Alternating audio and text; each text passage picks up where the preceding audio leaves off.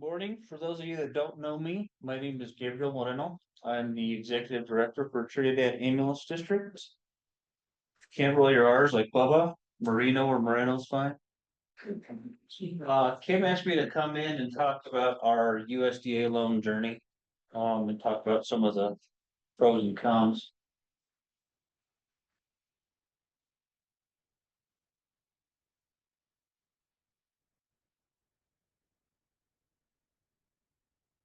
So, sorry, this is so small. This is just Los Angeles County at a glance. So we're the largest county in Colorado at 4,775 square miles. We cover the majority of that, with the eastern part of the county covered by the Kim Voluntary Fire Department.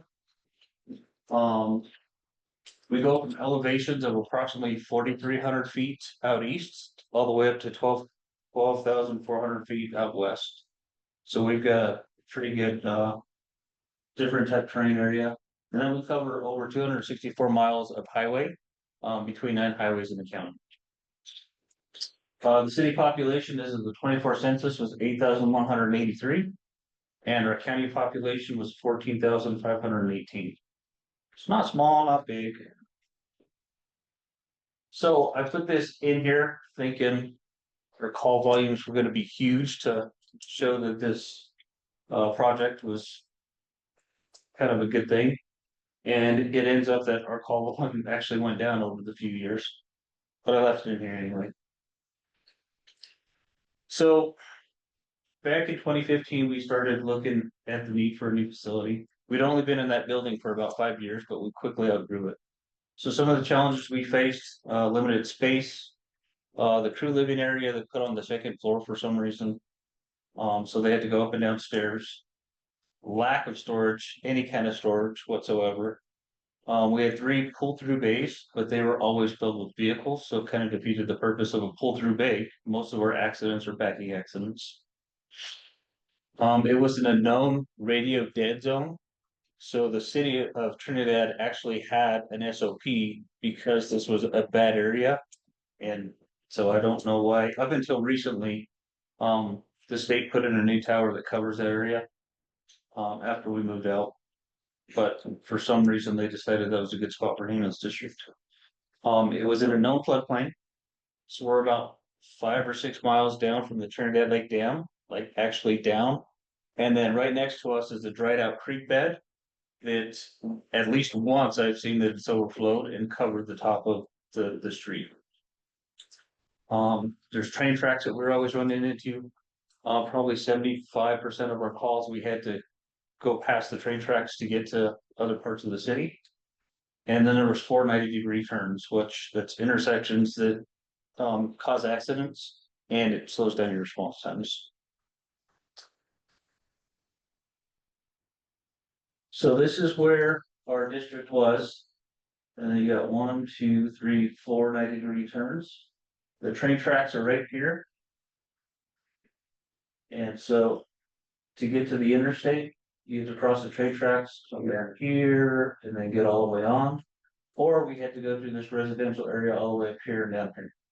So we'd get a lot of complaints about lights and siren going through the residential areas, making a bunch of noise.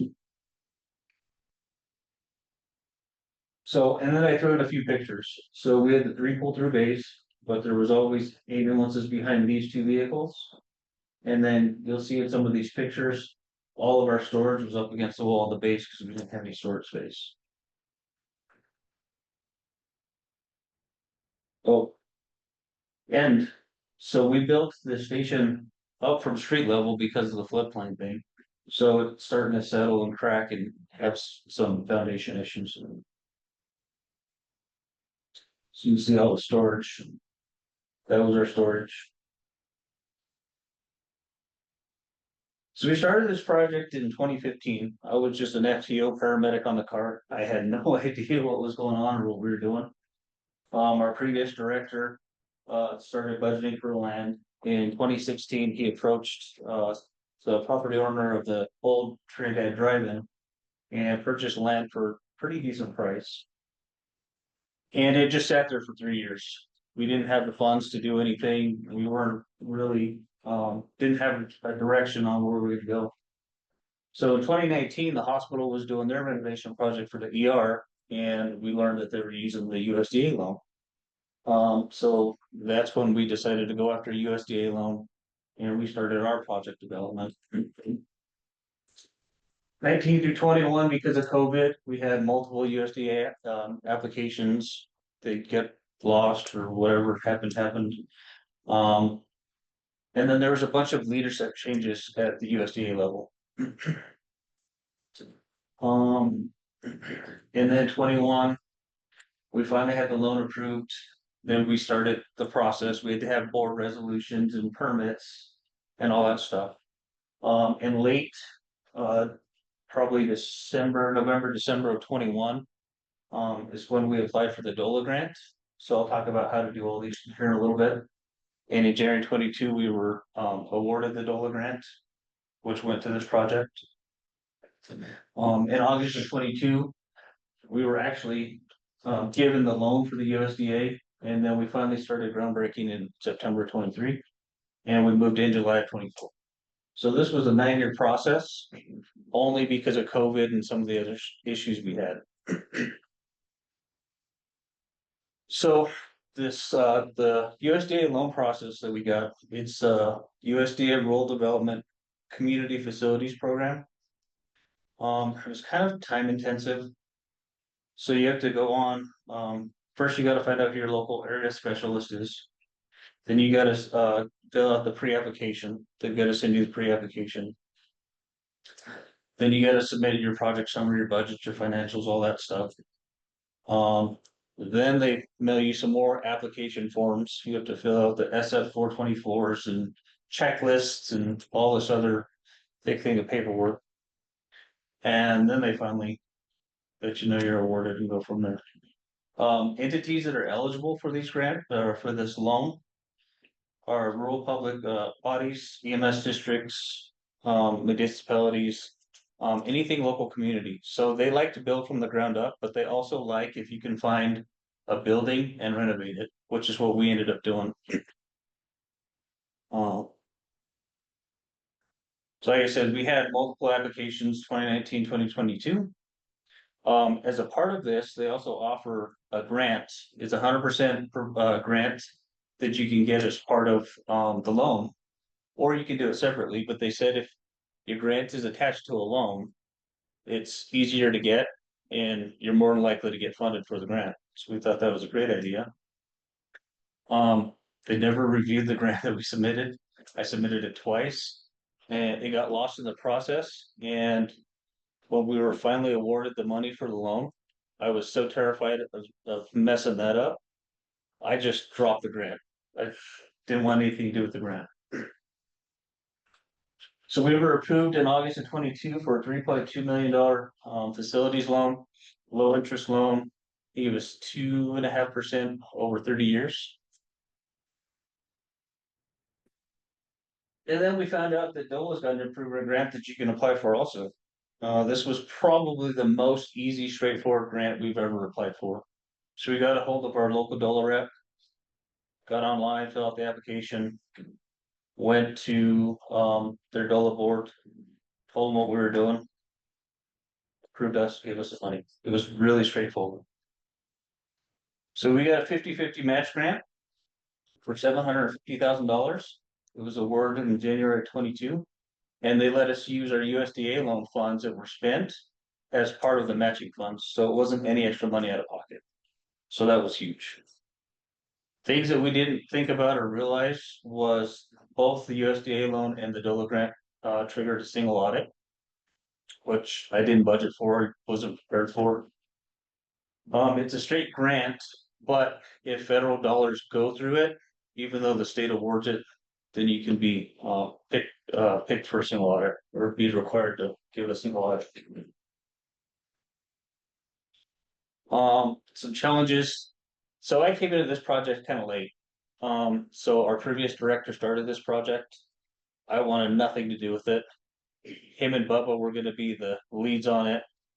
I told him I'm too busy. I want nothing to do with this project other than a little bit, but Well, in May of 22, he decides he's gonna retire. So here I am playing catch up, getting with Bubba, trying to figure this out. So some things that we didn't realize, we had to have interim construction loan.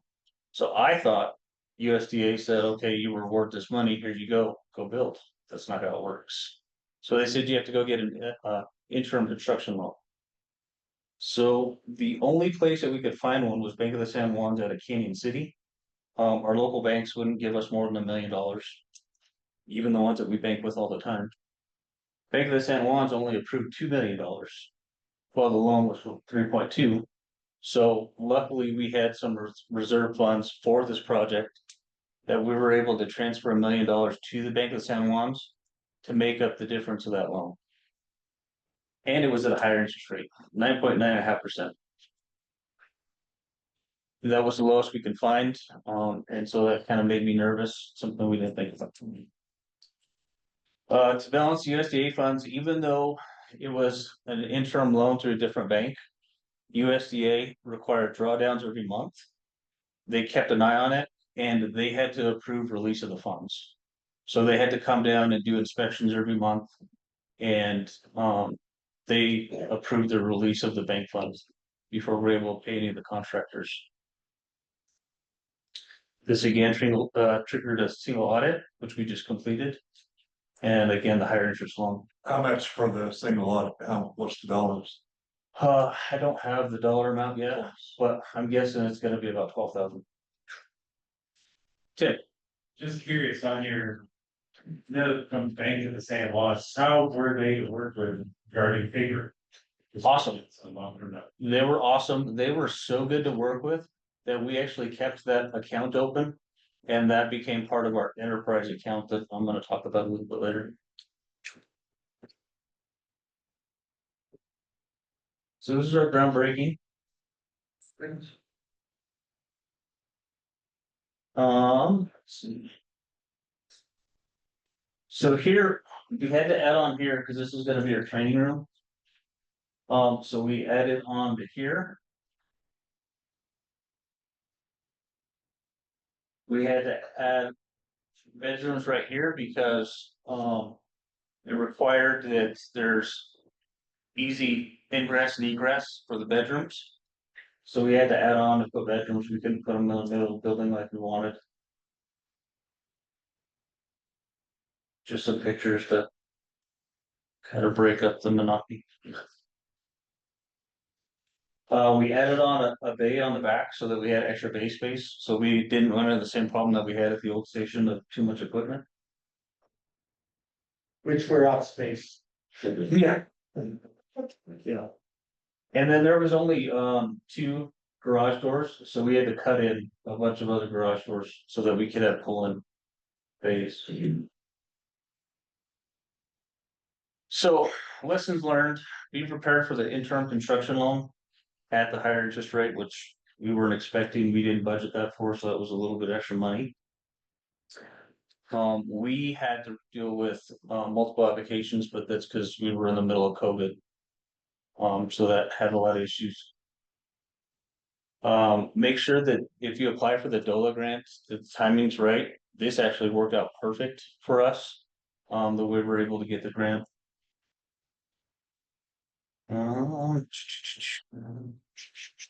So the USDA loan, they in the paperwork it says that you don't require a performance and payment bond.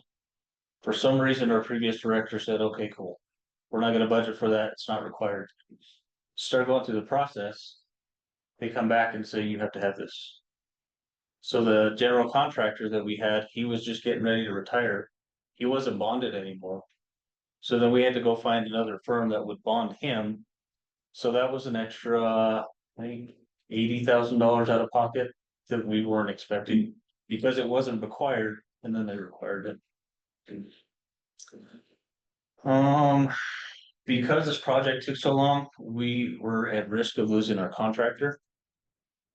Because like I said, we started in 2019. We only had one bid, so we put it out to bid twice. The first time, the company that put in a bid, it was just one number, so they didn't break out anything. We were worried about, change orders. Yeah, change orders. And so we put it back out to bid. Second time, one person put it. It was the guy we ended up going with. And we strung him along so long because it was such a long process that he threatened to quit a couple times. So there was fear of that. Again, the unexpected cost, construction loan, the performance note bond, that kind of stuff. So for you special districts, if you guys decide to do this, there's another thing I didn't know. So we were supposed to do one of two things. Because we're a special district, we can't put the taxpayers into long-term debt. So we were either supposed to go to the voters and get approval to do this, or create an enterprise. Because none of that happened on the front end when I took over, I had no choice but to create an enterprise. And so I had to separate the Trinidad Ambulance District and taxpayer funds from the Trinidad Enterprise, which was gonna carry this loan and pay down this loan. So essentially what I ended up having to do was create two books, and all of our billing stuff goes into the enterprise fund. So be prepared for that. Some of our new features, so we added more bay space, which we've already outgrown. We have a dedicated wash bay because my staff is spoiled and we like to take care of them. We added a larger training room. It's about 2 times bigger than what it was, 1.5, 2 times bigger. And we put dividers in it so that we can break it up for skills testing. So it was kind of a cool feature. And then we added 2 more bedrooms and an extra shower from the previous building so that there was room for growth. This is a 30-year loan. In theory, we were planning for 30 years of growth. We're kind of outgrowing it already, but that's all right. That's not a bad sign, I guess. So here's our training room, and so we can divide these and have 3 separate rooms. Lots of extra storage space. Our boardroom, our dedicated wash bay. So these are 2 primary units. They share the one door, and then this is a 20 foot, 20 by 14. So they both pull out of this. 3 bathrooms. Here's the 6 bedrooms, and this is what each of the bedrooms looks like. There's a TV on this wall, and then we put in the West App first in station alerting system. So the control panel for the station alerting system is on this wall. We made it to where the public can't just walk in and out, so this is a secure facility now. And it's also secure on the boardroom side. The public can enter, but they can't get to the rest of the station without being let in. We added covered parking to take care of our staff.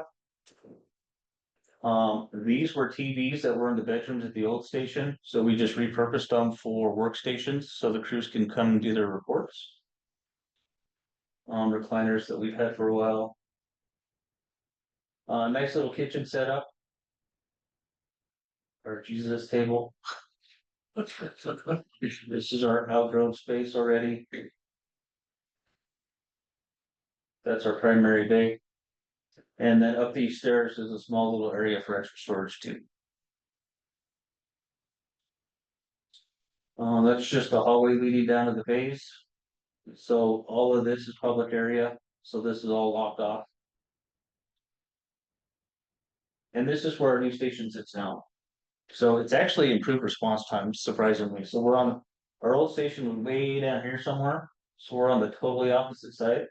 But the I-25 bypass is right here and I-25 is right here. So we can just come here. This is Main Street. So we get down to the heart of Trinidad on Main Street. Or up Highway 350-160, going out to the Honey area and to the Kim Branson area, where a lot of our calls are Honey and probably this north area of Trinidad. No train tracks. Our radio towers sit right here on a hill, so don't have radio issues. It's been a lot better place. This was an investment for the future. It was a 30-year loan. We planned for 30 years of growth. Again, I think we're outgrowing it, but that's okay. just put the list of our partners. And that's all I have. I went through that kind of quick. Any questions? Yes, sir. So you seem to mention a lot of difficulties with USDA. What was it just strictly turnover? Was it COVID? Was it just everything? It was turnover and COVID. So we had, I think, three different, and I can't remember his title, but three different directors that we dealt with in that whole process, which was the reason for the two applications. And then our local USDA rep that's out of, I think she's out of La Hunter or Lamar. She was brand new when we started this project. So just a lot of turnover. I think COVID played a part in that. I think a lot of people just got tired and just moved on. And so the follow-ups, the need, and said they have the bonding and whatnot. Was that because the first guy didn't read it? The new director that came in did read it? I mean, that doesn't seem like something that should have changed. Right, no, it was an engineer and he was just a stickler for the rules. And for some reason, the paperwork says it wasn't necessary, but he was just adamant, and I agree with him. I'm kind of glad that he forced the issue. But he was just adamant that we had to have it on this project. Would have been good to know up front. I totally agree. Or previous administration would have thought about that. Right. Do they offer, is it just a loan or do they offer a lease purchase option? That's a good question. I think it's just a loan. Like I said, I didn't start the project, so I'm not 100%. I just know it as a loan, but that might be something worth looking into. The other thing too that made this so intriguing was our local banks wouldn't go over 20 years. So this is at 30 years and obviously the 2.5 interest rate. So that's the reason that we were compelled to go that better stewards. The other thing, and Chief has it down his slide deck, but just another thing to realize, the environmental tests and things that we had to go through about bald eagles and New Mexico jumping mice and crickets and all that stuff. That was another thing that we got delayed on and we weren't expecting. I forgot about that. So yeah, so there's a phase 1 and a phase 2 environmental report. And we were told we had to have one and not the other, so we did one, and then we were told that was the wrong one, and you had to do this one. So that held up a lot of stuff. And more costs because there's only a handful of people to do that. Does it know what a jumping cricket looks like? Yeah, jumping cricket mouse, yeah, you know. Is the environmental report because of the USDA loan? Or? Yeah, yep. Which was weird because it was already a building that was already standing. But because we were renovating it, we had to make sure that it wasn't Native American land, make sure that it wasn't put on top of a cemetery, a bunch of different things. You remember how much you paid for your covered parking? I don't. Okay. I'll probably find it for you, but I'm not 100%. I want to say it was because it was freestanding metal, so it was a little bit cheaper that. The other thing that we did was we ran electricity out there. We have some employees for consoles, so that they can plug that in and see that is a little more. I wanted to say between 70 and 90,000. That's Yeah, so if you ever talk to my staff and they say that we're mean guys, there's proof that we're not.